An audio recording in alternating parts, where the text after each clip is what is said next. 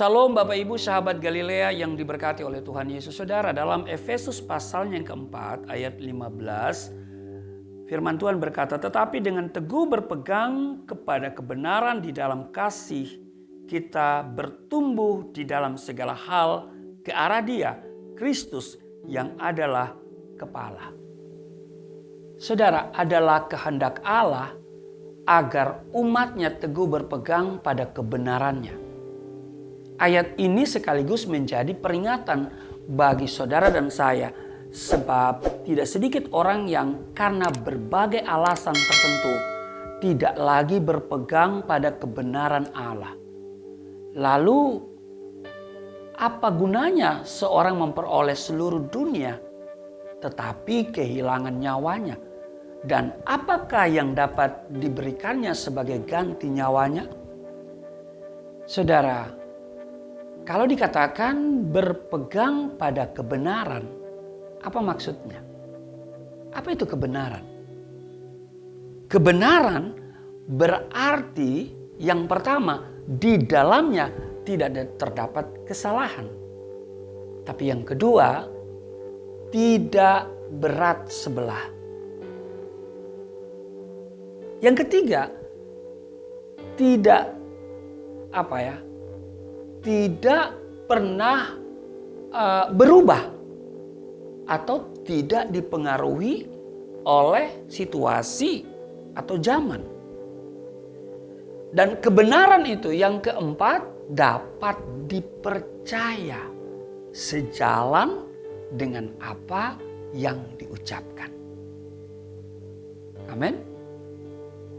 Tak satu pun di dunia ini yang bisa memenuhi keseluruhan kriteria tersebut kecuali satu.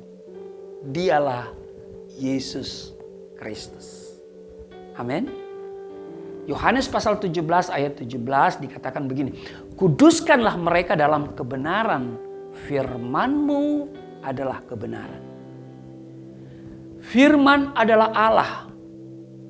Dan firman itu telah menjadi manusia di Yohanes pasal 1 ayat 1 tapi juga ayat 14. Yesus adalah firman yang telah menjadi manusia dan ia berkata, akulah jalan dan kebenaran dan hidup. Di Yohanes pasal 14 ayatnya yang ke-6. Yesus memenuhi seluruh kriteria tentang kebenaran. Itulah yang arti kebenaran. Amin. Yesus memenuhi seluruh kriteria tentang kebenaran. Yang pertama, dia tidak berbuat dosa, bahkan tidak mengenal dosa. Yang kedua, dia adalah hakim yang adil. Yang ketiga, tipu atau dusta tidak ada di dalam mulutnya. Dan yang keempat, dia tetap sama. Kasihnya tetap sama. Kuasanya tetap sama. Kemarin, hari ini, dan selamanya. Setelah naik ke surga, Yesus mengutus Roh Kudus yang adalah roh kebenaran untuk menyertai dan menolong saudara dan saya selama hidup di dalam dunia ini. Amin. Dikatakan di dalam Yohanes pasal 14 ayat 16 dan 17, aku akan minta kepada Bapa dan ia akan memberikan kepadamu seorang penolong yang lain supaya ia menyertai kamu selama-lamanya. Siapa dia? Dikatakan yaitu Roh kebenaran. Karena itu saudaraku yang kekasih, mari kita berpegang teguh pada kebenaran. Amin. Banyak orang Kristen tidak lagi berpegang teguh pada kebenaran firman Allah. Andaikan mereka teguh berpegang pada kebenaran itu, Tuhan berjanji, apa saja yang kamu minta dalam doa dengan penuh kepercayaan, kamu akan menerimanya. Amin. Hari ini, mari kita ambil keputusan. Apapun yang terjadi dalam hidup kita, baik itu suka ataupun duka, tetap berpegang teguh pada kebenaran, yaitu firman Tuhan. Sebab firman-Nya ya dan amin.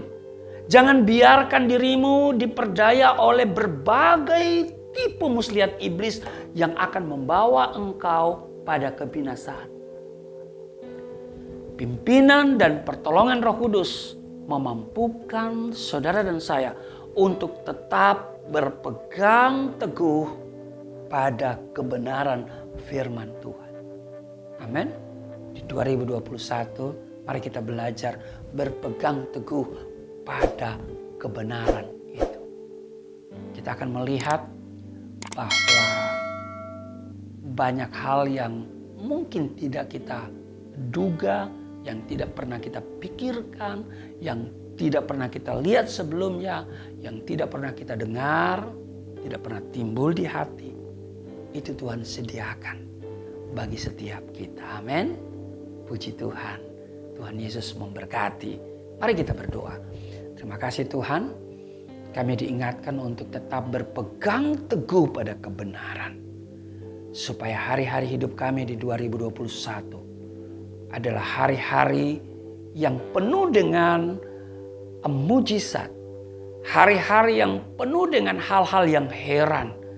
Sebab Engkau yang mengerjakan hal-hal atau perkara-perkara yang dahsyat dalam hidup kami. Bagi setiap orang yang berpegang teguh pada kebenaran firman-Mu. Di dalam nama Tuhan Yesus, haleluya. Amin.